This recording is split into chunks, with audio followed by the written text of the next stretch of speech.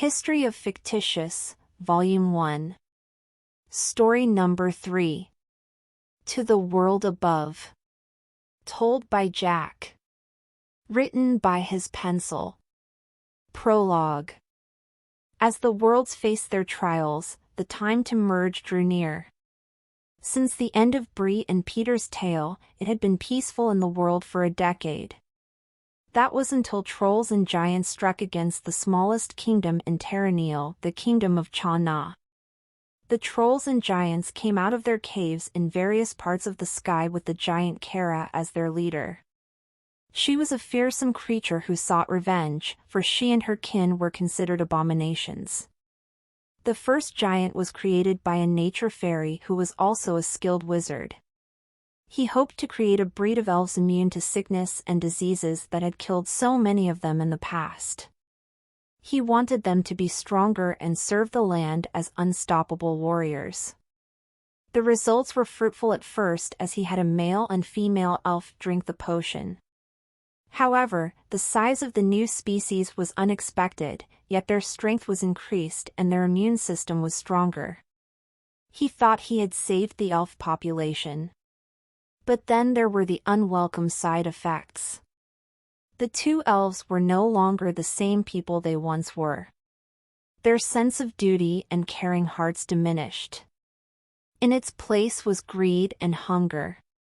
They grew a taste for fairies, and it was too late for the nature fairy to correct his mistake before he became the first of their victims. It wasn't long before the troll and giant were hunted down, so they took to the caves to hide. They repopulated, expanding their numbers. Through the years, some were captured and sentenced to live on Dark Island with the Bleeding Malsons and Terranil's worst criminals. Others were killed on sight. As the race was divided, their willingness to work together faded, as well as their ability to communicate. It was the trolls and giants who knew how to speak that posed the biggest threat. And after the troll, Trollgar, escaped Dark Island with Peter's help, he and his wife were determined to increase their wealth and prove they were the supreme beings of the world. Their first target, the kingdom of Cha-Na. The weakest and smallest kingdom in Terranil.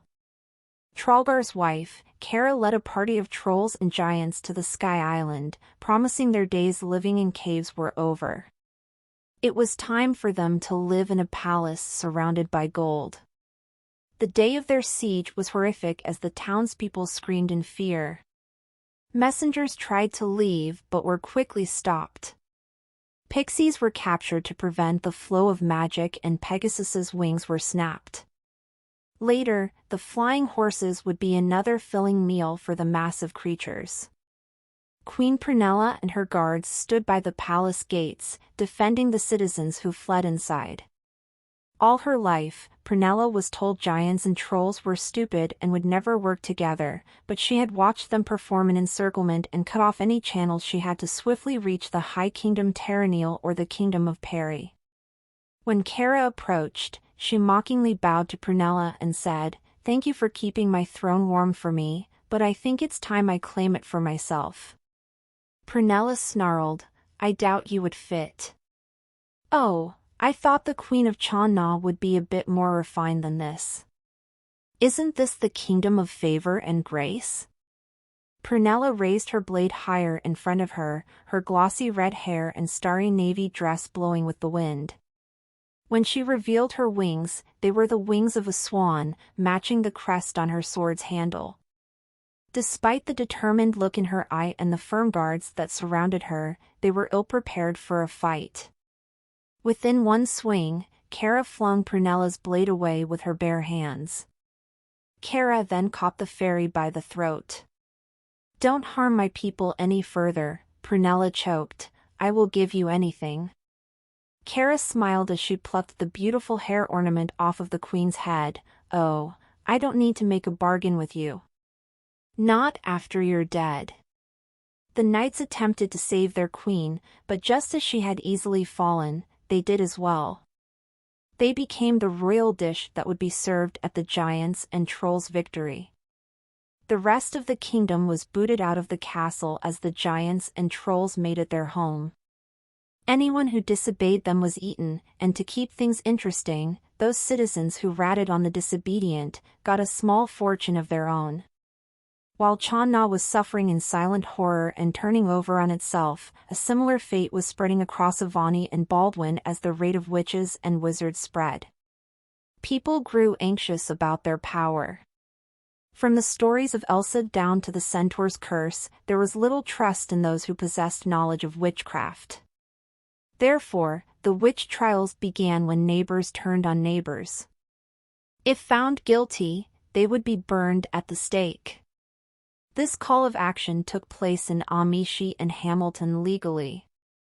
In Avani and Derwin, it was done illegally. Effa was the only kingdom that was completely safe for witches and wizards, making it known as the Kingdom of Witchcraft. As Fictitious advanced to this dark age, our hero was yet again a young boy, this time a human boy of the age of 15. He resided on the outskirts of Effa and Derwin. He nor his mother had magic power, but his mom always told him that black magic should never be explored.